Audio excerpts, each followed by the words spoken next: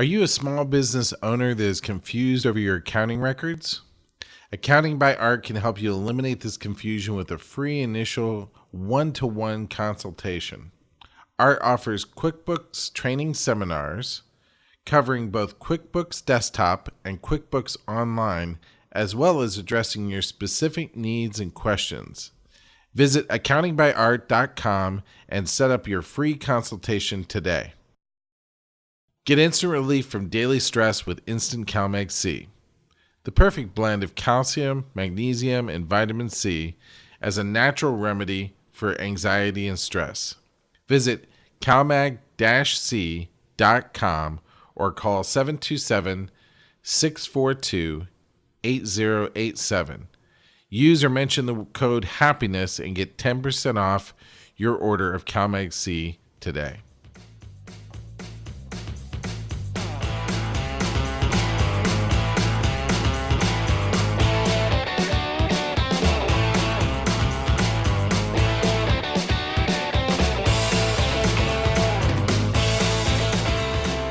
This is Barry Kazire.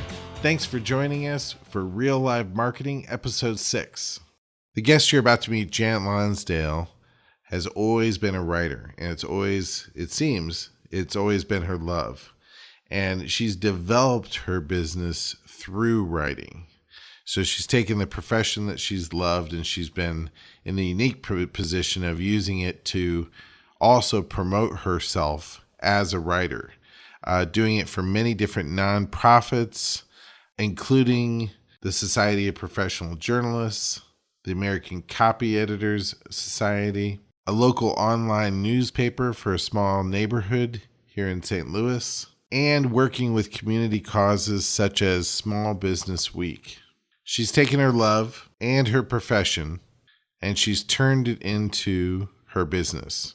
We're happy to get tips from someone who has been so successful as a writer that they've made it not just a career, but their own venture as an entrepreneur. I love working with artists, and writers are some of the best. Whether you do it yourself or hire a professional, Janette and I hope to show you how to do it right. Feeling lost with accounting, bookkeeping, or payroll for your small business? Accounting by Art offers a free one-on-one consultation for the state of your business. Art Stump has years of experience helping small business owners with their accounting needs. He also offers QuickBooks training seminars covering both QuickBooks Desktop and QuickBooks Online, as well as addressing your specific needs and questions. Seminar participants also get a free 1-hour office visit after the class to be sure their QuickBook issues are solved to their satisfaction. Mention this ad at your consultation and get 10% off initial services when you sign up and pay for your first month. Visit accountingbyart.com today and get started. Our everyday lives are filled with sources of stress and anxiety. In a society where we are bombarded with the various drugs that quote-unquote fix our problems, it is a comfort to know that there is a natural remedy out there to combat stress in your life. Instant CalMag C is a blend of calcium, magnesium, and vitamin C proven to reduce anxiety and stress at a higher efficiency rate than using the ingredients separately. Mixed with boiling water, Instant CalMag C powder transforms to a smooth glass of mineralized water that many people find is a natural remedy not only for anxiety and stress, but also for muscle and menstrual cramps and even hangovers. Visit calmag-c.com or call 727-642-8087 to order a bottle of Instant CalMag C today. Get 10% off your order with the code HAPPINESS. That's 727-642-8087 or on the web at calmag-c.com. Thanks for joining us. Here's Janette. Let's listen in to some real live marketing.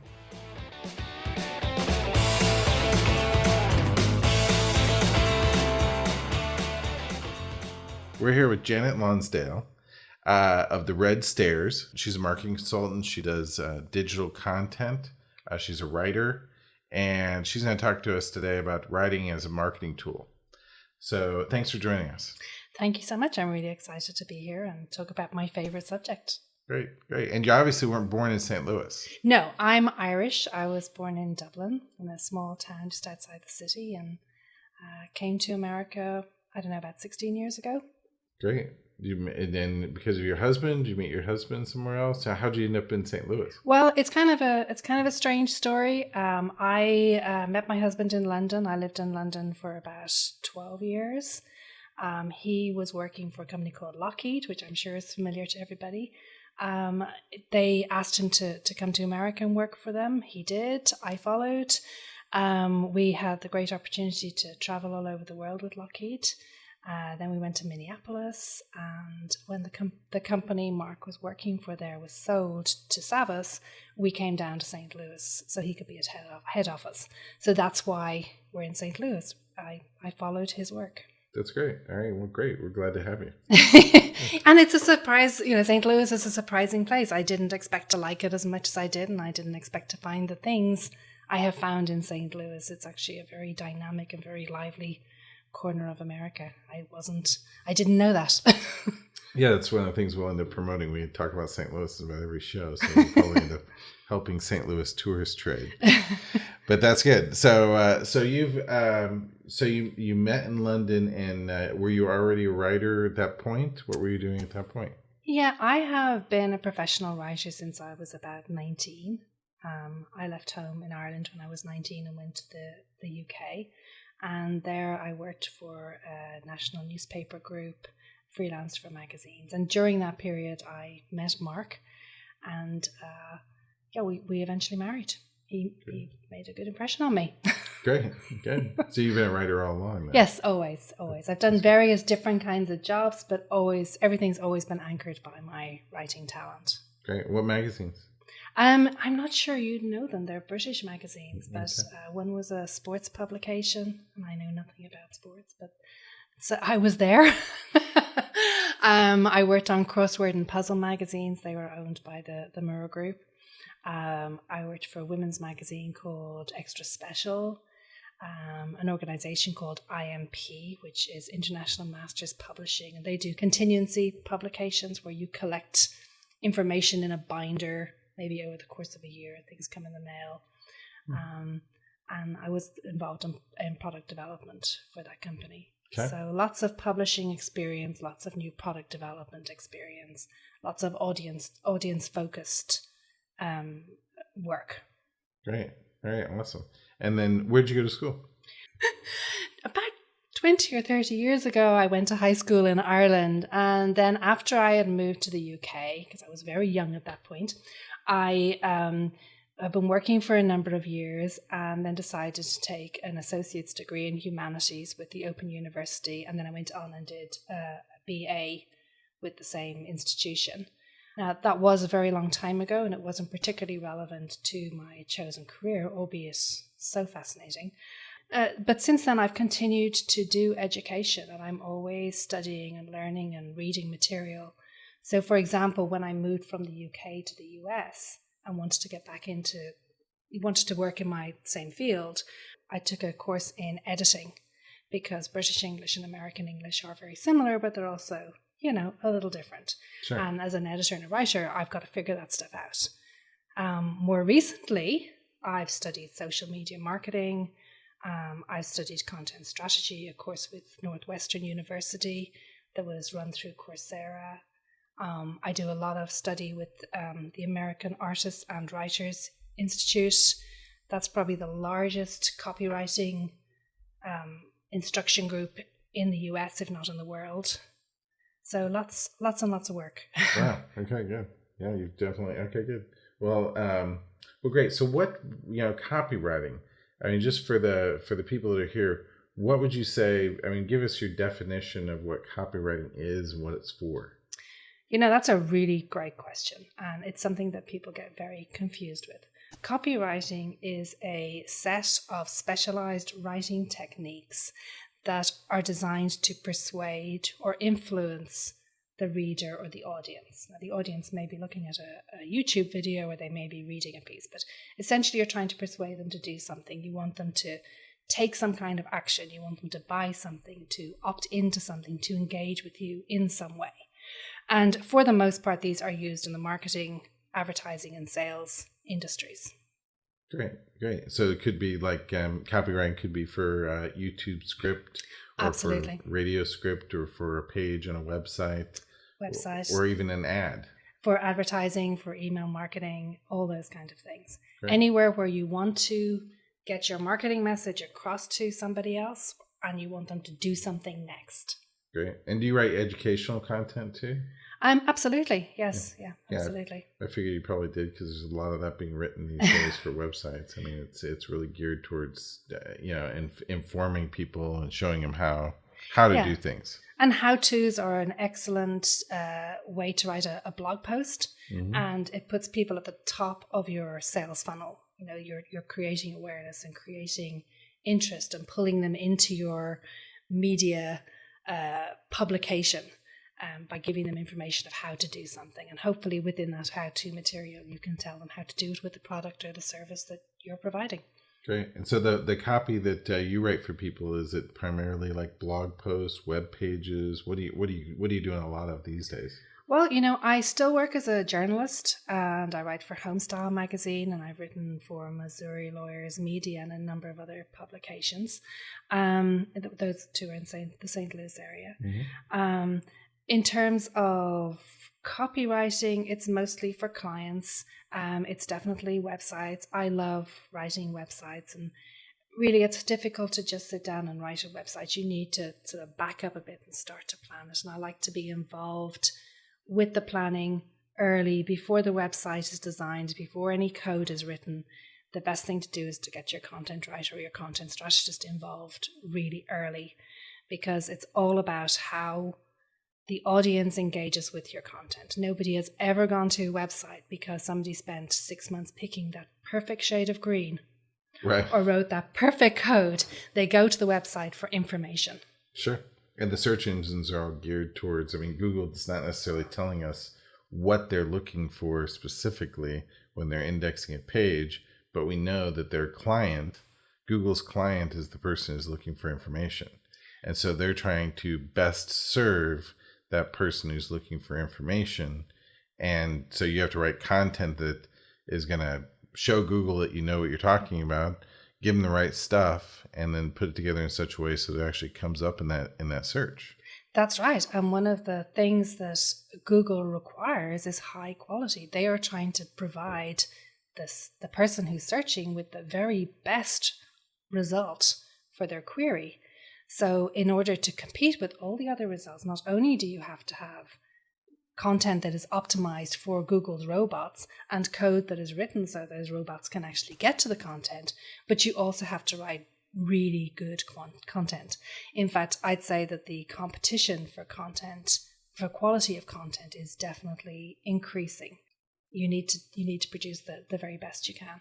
Good, because they've figured out how to index higher quality content somehow. Absolutely.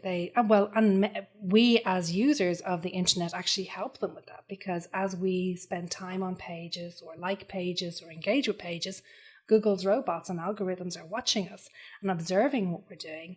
And if somebody goes to a page and scoots off after half a second, then that's probably not going to get much of Google's attention. But if a lot of people are looking at a page and they're spending time there, then Google will think, oh, there's something valuable here, something that people who ask for a certain query want this information. This page must be giving it to them because other people are spending time there. It's a social proof, I guess you'd call it. Absolutely. That makes sense. Do you work with typesetters because I know a lot of people scan websites.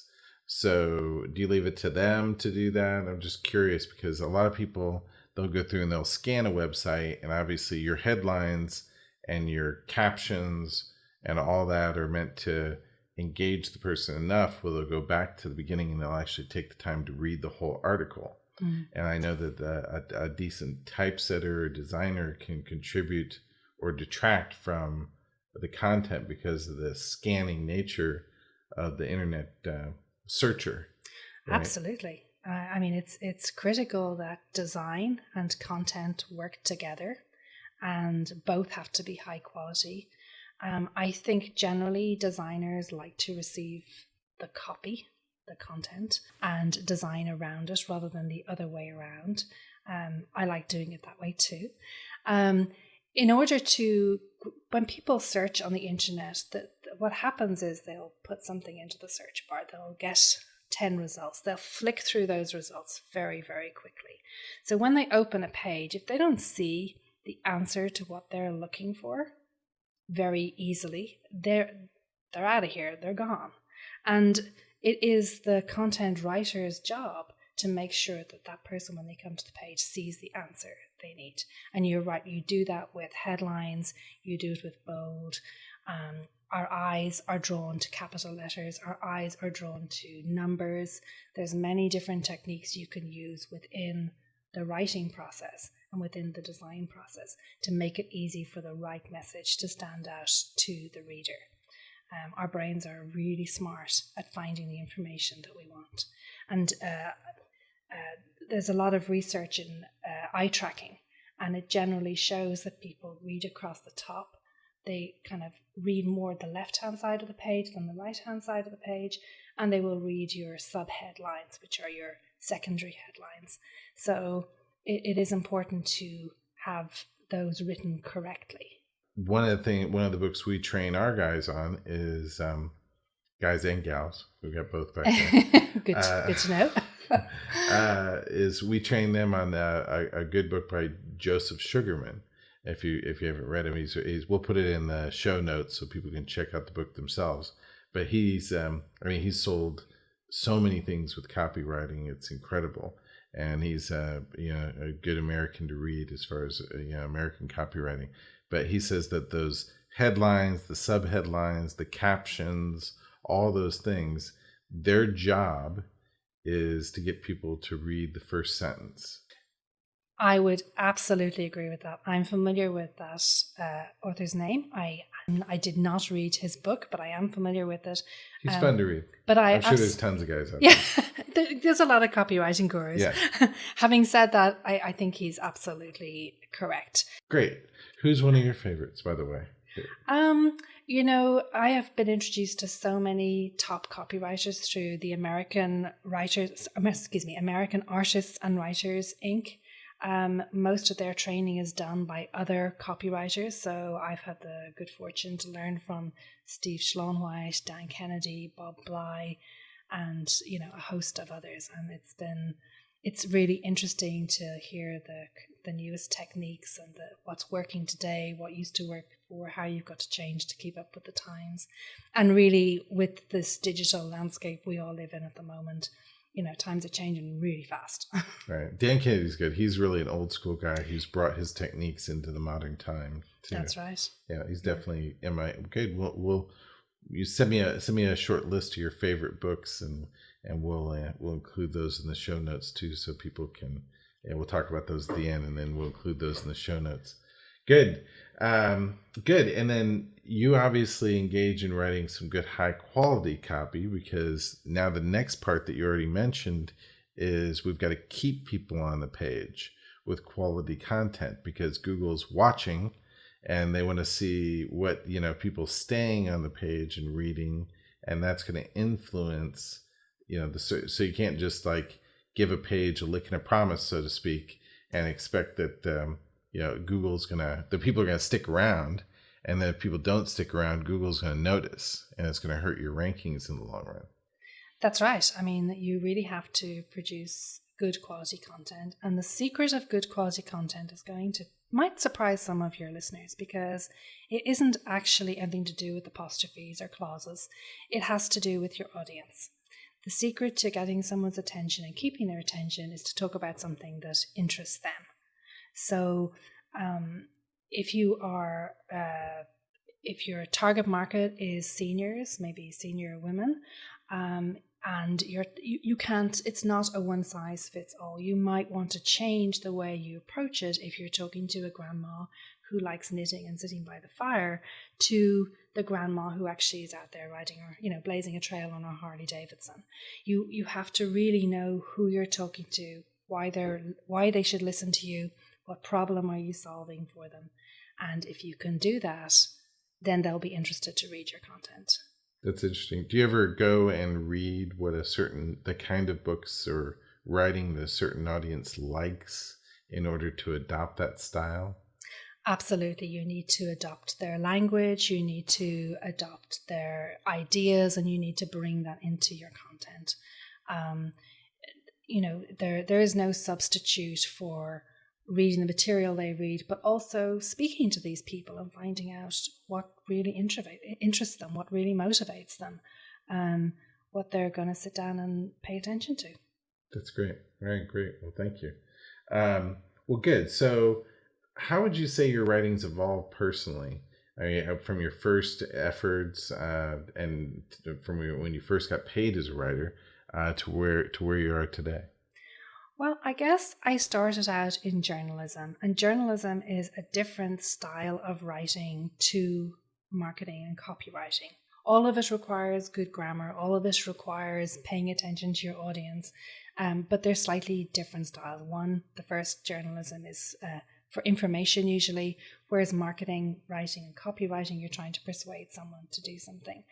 So I guess historically, if you look back maybe a decade, copywriting was all about direct mail, advertising, billboards, maybe radio and broadcast advertising.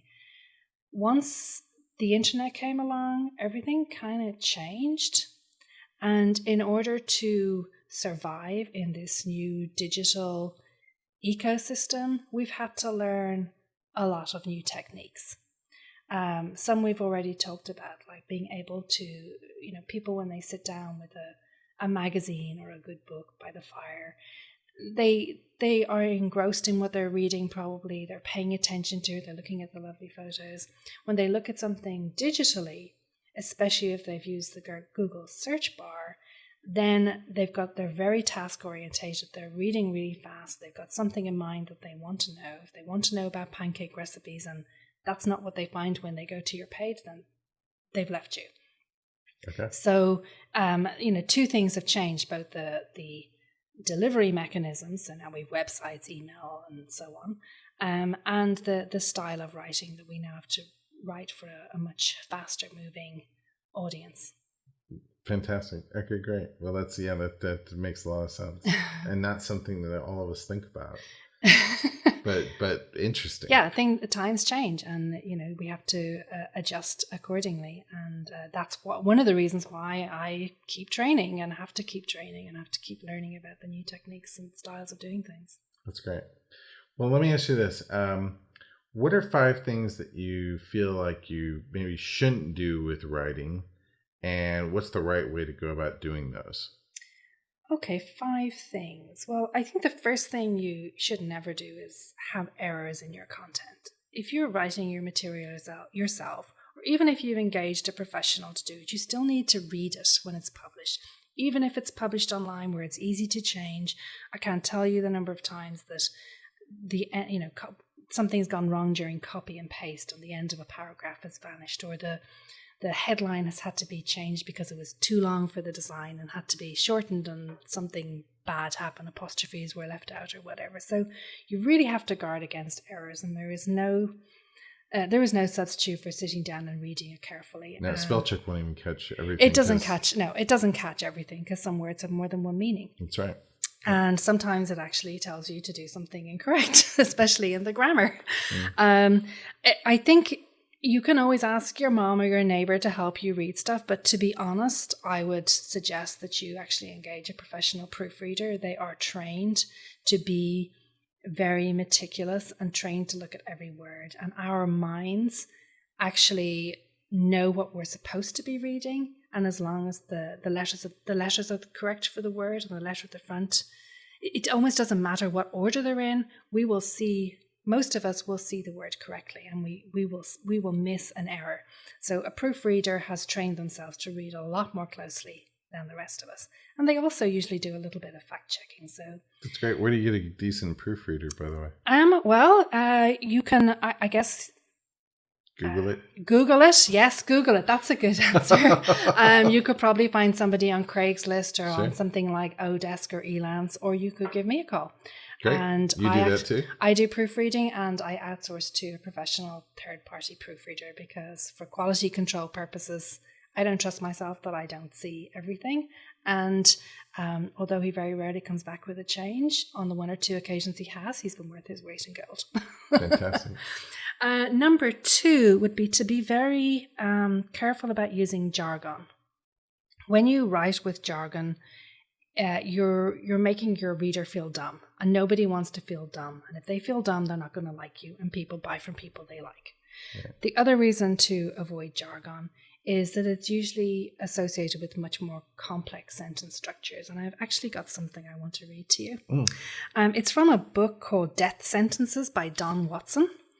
And as part of the electronic delivery strategy, the vision to enable customers to transact low face value commoditized financial market instruments electronically and seamlessly. Goodness. So that is an example of what might be just fine in the boardroom, but has no place anywhere online. Here, wait a second. Hold on a second. Wake up, everybody, for that sentence. So, I'm not entirely sure what that means. I'm not a financial expert, but this is what I think it means. Customers can transfer money electronically for a reasonable price. When you're writing online, get rid of the jargon, say things simply, use short sentences. If you've got more than 2 commas in your sentence, there's a pretty good chance you've got a complex sentence structure and it's not appropriate for the web. There's another reason why this is important, and it's because, have you heard that when you write for the web, you should be writing at the 8th grade level? I hadn't, but it makes sense to me. I try to do, when I do public speaking, I tend to, bring it down to a decent level. I don't want to talk over people's heads. Absolutely. And part of that is because people are only half listening and they're eating perhaps or doing other things, just like online, they're moving very fast. And, so keeping your language simple and very clear and very precise is something that will definitely pay dividends in copywriting and in public speaking. That makes sense. I know. Plus, I think if you understand, your subject, you're able to explain it very well in words without, in words that anybody would understand. Instead of 1 word, maybe you use 5 just to fully explain that, or you give a definition, and the opportunity of giving definition for a word, if it's important, gives you something further to talk about. Like I talk about in social media, I talk about engaging people, but and you would think the word engage is a common English word, but honestly, I think people mostly don't know what I'm talking about unless I explain it. And then I explain it, and I said to engage means two-way communication, it means participation. So if you engage with someone, you're participating with them. You're interacting with them. It just means the communication is going both ways. Whereas I think it honestly goes over people's heads because they don't really understand the usage of the word completely. So even something as simple as that can be daunting to someone. I agree, and that's a very good example. I think the word engagement is one of those words that is seriously overused at the moment, and it's a buzzword people throw out there, and I don't know that they necessarily mean the same. Not all people mean the same thing when they use the term engagement. I looked it up when I was started studying and teaching social media. I looked the word up and made sure I understand the usage and how it's being used, and it's funny that it really just boils down to two-way communication. Mm-hmm. You're trying to get them to talk to you, and you're definitely talking to them, right? That means you're having a conversation on their level with them, trying to keep their interests, etc. Mm-hmm. So, yeah, that's great. Yeah, and I think also that when you use the word engagement, you also have to remember that it's not just pushing material out. A lot of people push material out on social media. They push out their blog posts. They push things out to LinkedIn. If you're truly engaging with someone, you're talking to them, and they're having part of this conversation too. It's not one way, which is important. That's great. That's great. Good. What's your next point? It's interesting. Okay, so, oh my goodness, we're only on number 2. So number 3 is when you are writing for your website, if it's blog posts or email newsletters or whatever you're doing, it's not about you. It's not what you want to say. It's not showing how smart you are. It's about what your audience is interested in and what's going to get them excited.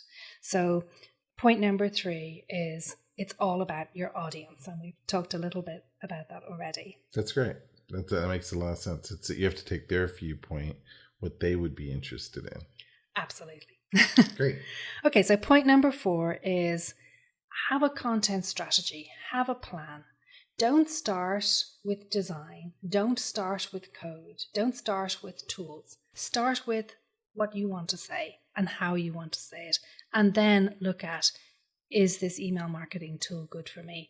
Is this kind of website good? Should I be on WordPress or should I be on a different kind of website? Start with your message.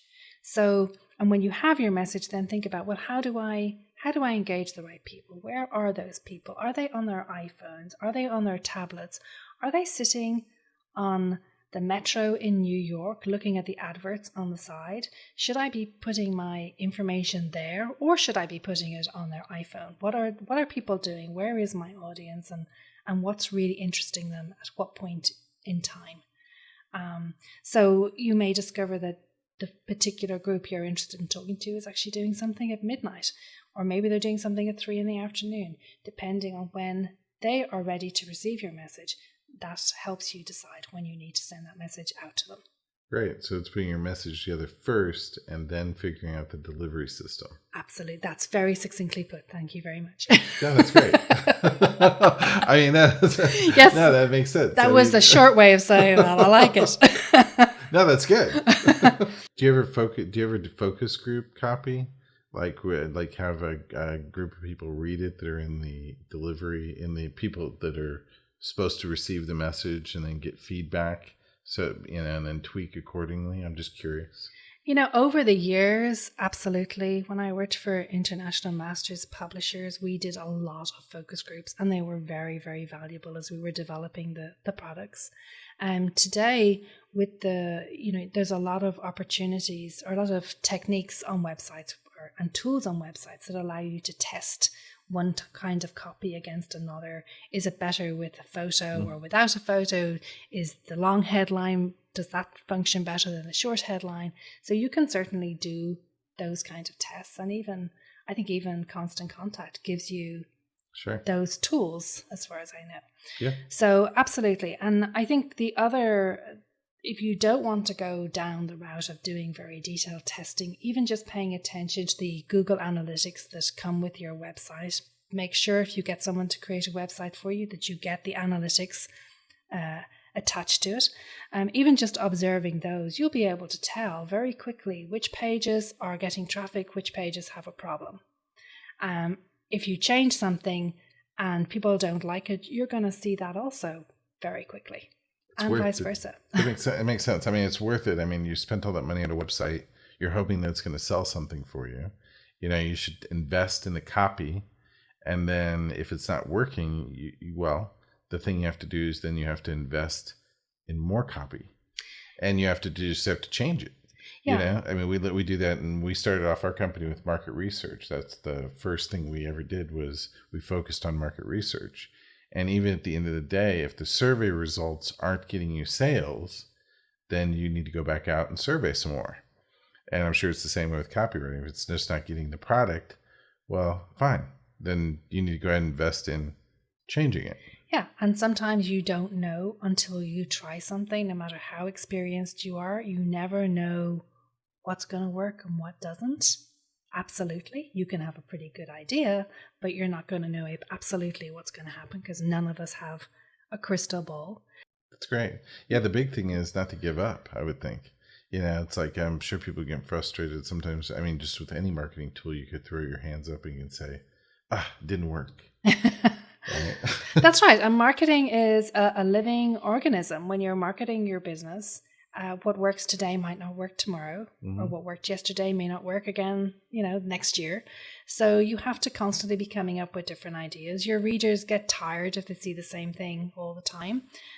You have to keep evolving, changing, moving, trying new things, and keeping both yourself and your community interested. That's great. All right. Well, great. We appreciate those 5 tips. How often would you say someone should review the copy associated with their material, their website, their brochures and such? I mean, obviously they should keep you just sort of mentioned it just there. You said it was organic, that if it's not working, you need to change it. But how often should someone look it over again and make some decisions regarding it? Well, let me answer that a couple of different ways. In terms of, let's say, your website, if your website is 2 or 3 years old, you probably should be looking at reviewing it at the very least, updating it here and there. Technology is moving very, very fast. There's always new things available, and design work becomes very out of date very quickly. So if your website is 2 or 3 years old, then you should be reviewing the whole thing. In terms of your content, probably likewise. I mean, I think there should be some, if you have a website, you will have some static content on it, but for the most part, there should be a lot of activity. You should have fresh content coming up constantly, whether it's in a blog post or some other technique. I mean, does the CEO's bio change that often? Well, maybe not. Maybe that doesn't need to be updated, every week or every month. But your website should be kept fresh. And it should be kept fresh for 2 different reasons. Firstly, because Google likes it and rewards you for it. And it does you a good turn in your search rankings. And the second reason is, if you want your readers to come back again and again, to buy more products from you, to read more blog posts, to get more ideas, maybe how to use your products and services or why they should be paying attention to you, then you need to keep feeding them more and more content. How much content you should be creating depends entirely on your business goals. But let me put it this way. If you post once a month, you're going to get less traffic, less leads, and less action than if you post once a week.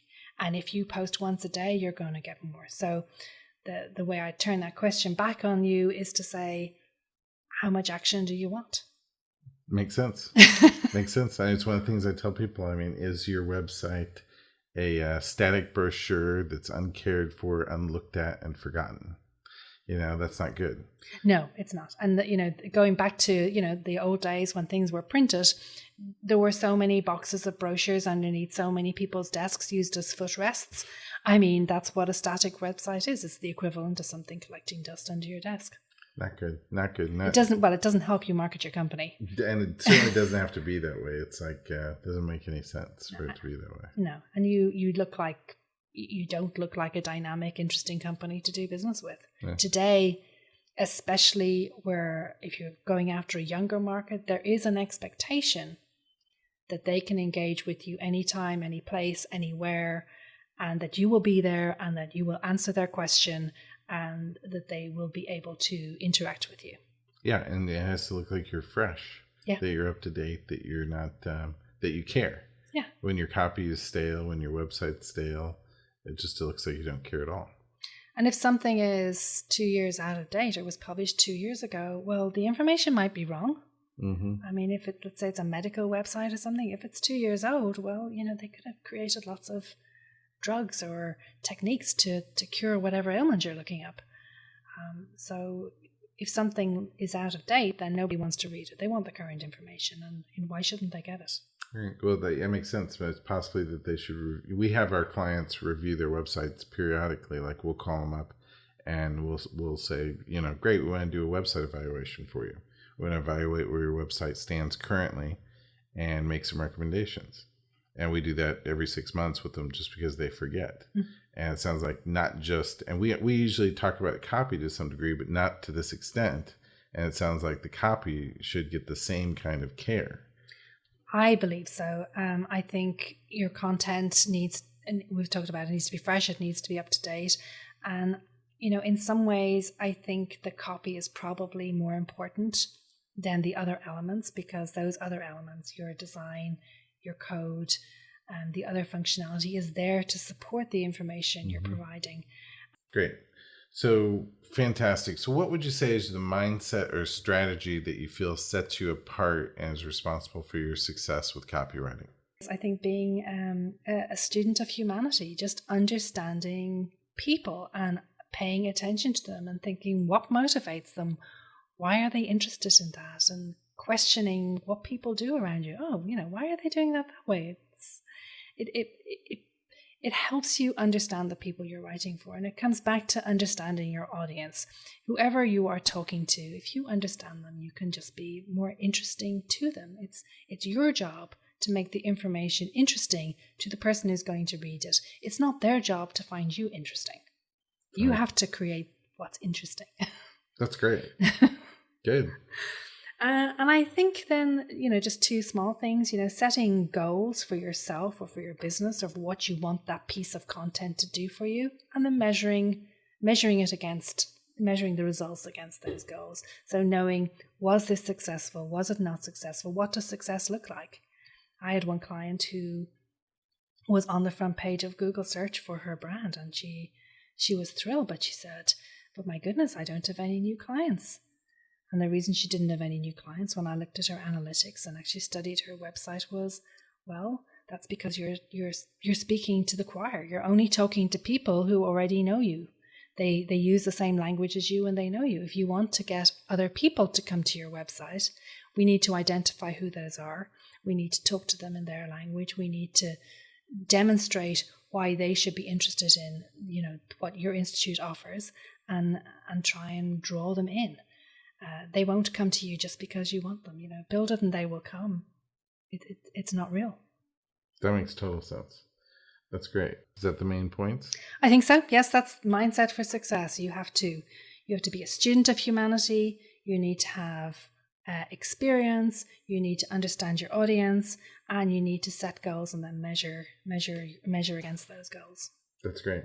That's fantastic. All right. Well, good. So we're wrapping up. First off, people should go check out your website, go to your website, and if they need some help with copywriting and for their website, their brochures, for any material for what they're doing, what's your website? My website is called theredstairs.com, and you can find lots of information about me there. You can find samples of my work, and my email address and my contact information is there. Great. Why is it called the Red Stairs, by the way? Well, it's very difficult to come up with a company name these days, because a company name it's not just the name you've got to make unique, you've got to get a URL. Mm-hmm. And everything I came up with was gone. So watching TV one evening, I saw this red staircase in a show, and I thought, oh my goodness, when I was at high school, the red stairs, it had a linoleum cover, a soft linoleum flooring on it, was the VIP staircase. And the teachers and the parents were allowed to go up that stairs. And at the top of the stairs was the library, which was my favorite room in the school. So I thought, okay, the red stairs, VIP treatment, goes to the best room in the house. That's awesome. Okay, good. Great. So any words of wisdom or possibly some resource materials we can pass on to our listeners? What would you recommend for them? Well, I have made a list of my favorite books. I've already mentioned one called Death Sentences by Don Watson. Mm-hmm. It's probably a little geeky for people who aren't into words, but to me it's a very funny read, and I think it's at least some people will enjoy it. If you're interested in learning about copywriting, there's a book called Letting Go the Words by Ginny Reddish. And she's just awesome. I mean, you'll love her work, and it's a very easy read and almost workbook style. Content marketing, think like a publisher, how to use content to market online and in social media by Rebecca Lieb, Lieb. That is another book that's definitely worth reading, and she goes through the whole content marketing life cycle and what you need to think about. Definitely worth picking up. If you're trying to develop your business and work out what your marketing message is, there's an excellent book called Start With Why by Simon Sinek, Sinek. And then if you're interested in knowing a little bit more about neuro-linguistic marketing and, behavioral science, there's 2 books I can recommend. One is called Brainfluence, 100 Ways to Persuade and Convince Consumers with Neuromarketing by Roger Dooley. And the other one is Influence, The Psychology of Persuasion by Robert B. Cialdini. That second one is more about how to resist influence than but you can learn a lot by reading that book too. So all of those are excellent resources that I'm sure everybody will enjoy reading. That's great. I know she brought a couple quotes with you too. Did you want to read it? Oh, well, yes, of course. You can't go online these days or anywhere else without feeling really flooded with information. And if you're feeling as though there's just too much to grasp onto out there, there's a good reason. In, it was 2010, Google CEO Eric Schmidt said, "Every 2 days we create as much information as we did from the dawn of civilization up until 2003. So, that means we're creating a lot of information every day. And I'm sure since 2003, we're creating even more stuff. It's there is a lot of data out there, and to compete in that market, you really have to produce good stuff, or nobody will pay attention to you." And then the other quote I have is by Bill Gates. He said this in 1996. "Content is where I expect much of the real money will be made on the internet, just as it was in broadcasting. Those who succeed will propel the internet forward as a marketplace of ideas, experiences, and products, a marketplace of content." And I think his prediction has come true. That is what's going on nowadays. Fantastic. All right. Well, thank you very much. I've learned a lot myself. Some good resources we'll have available in the show notes. Janette Lonsdale, The Red Stairs. Thank you for being here. Thank you very much. I've really enjoyed it.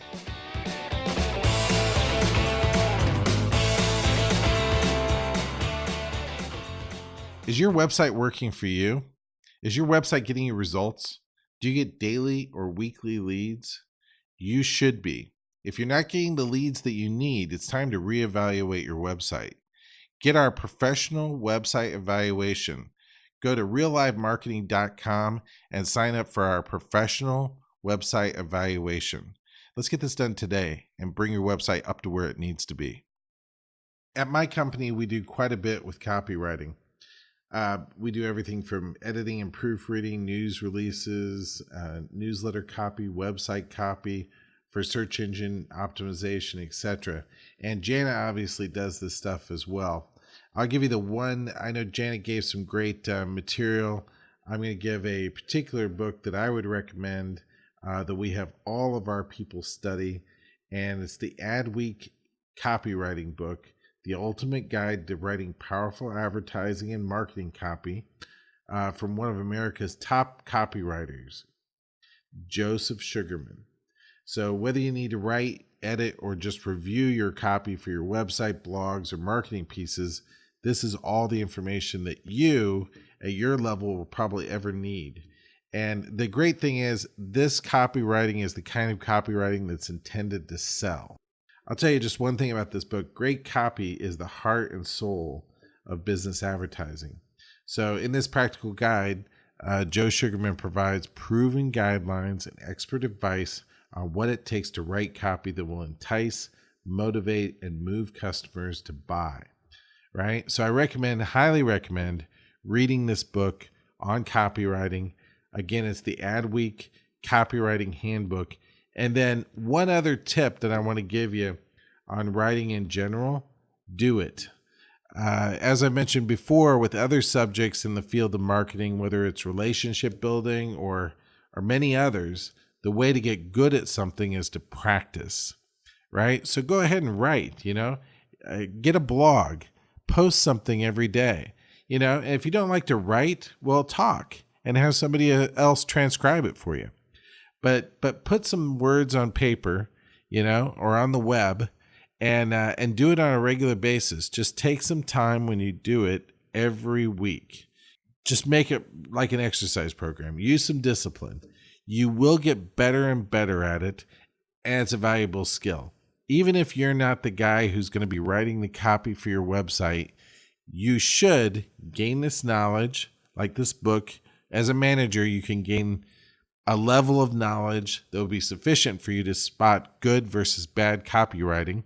And you should develop a little bit of the skill yourself, because regardless where you are in any organization, you need to write some things for others. You need to pass on some knowledge that you have. So that's our tool for this week. Thanks for joining us for some real live marketing.